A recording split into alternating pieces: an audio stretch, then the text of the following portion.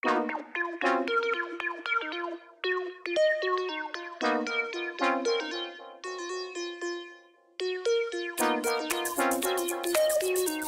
aqui o nosso caso clínico, que a doutora Fernanda mandou para a gente, lá de Fortaleza. Muito obrigado aí pela colaboração. Se você também tiver um caso clínico, quiser que a gente publique seu caso clínico, mande para a gente.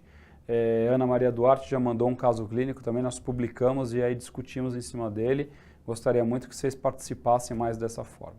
Então, nosso caso clínico da semana é um paciente que teve aí uma queda de moto sem capacete, trazido pelo SAMU já entubado, ventilado e estável hemodinamicamente. Tem um ATC de crânio, uma tomografia que mostra aí um grande hematoma subdural e extradural, e ele vai para a cirurgia.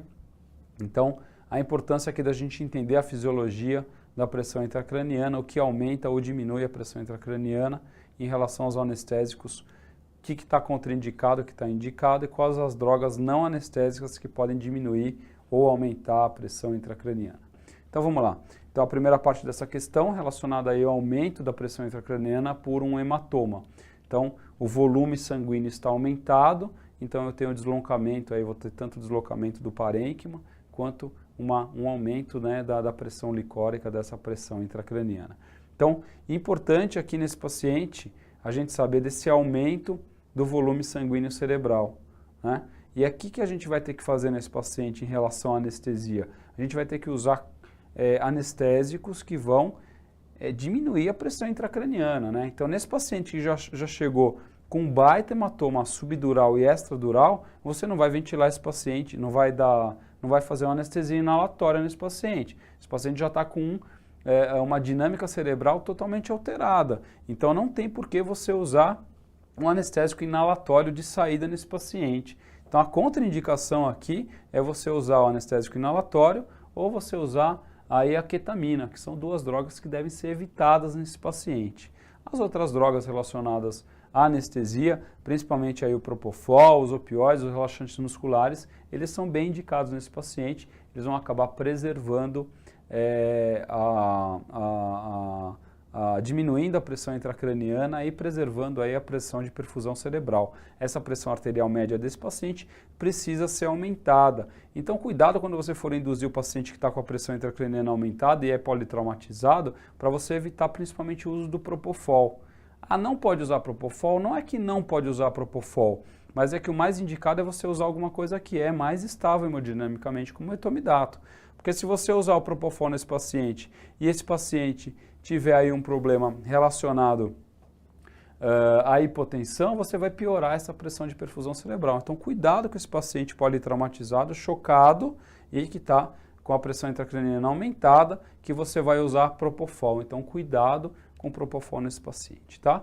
E quais são as outras drogas que eu não devo usar nesse paciente, né? Que vai aumentar aí a pressão intracraniana? A gente falou já dos vasodilatadores. Lembrar, os vasodilatadores são contraindicados. Esse paciente provavelmente também não é um paciente que vai ter hipertensão, esse paciente é um paciente que vai ter hipotensão na maioria das vezes, eles chegam hipotensos, né?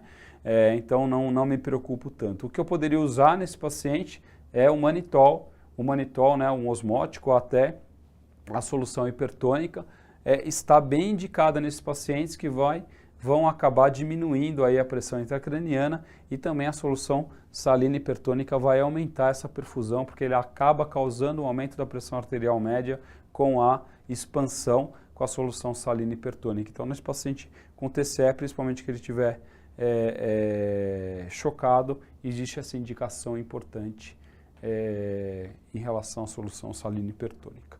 Então, é isso.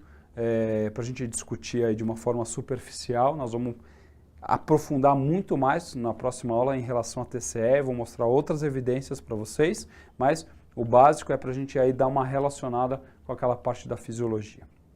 Ok? Então foi isso a aula é meio pesada, principalmente a segunda parte, ela leva a gente a pensar mais, mas se você teve esse conhecimento durante a aula, eu tenho certeza que a próxima aula você vai tirar ela de uma forma muito fácil, você vai entender tudo, vai decorar tudo, vai saber tudo e vai chegar lá em novembro e vai detonar na nossa prova do TSA e vai, junto comigo, estar comemorando lá no Congresso a sua aprovação. Nós vamos estar junto nisso. Muito obrigado pela doutora Fernanda aí que mandou o caso para a gente. É um caso muito bem escritinho, não coube ele inteiro, eu tive que dar uma editada aqui. Muito obrigado, doutora Fernanda, continue mandando aí seus casos.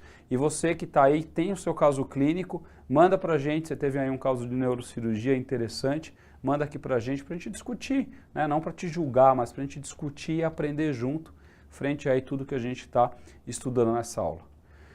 Muito obrigado, pessoal, e até a próxima aula. Boa noite.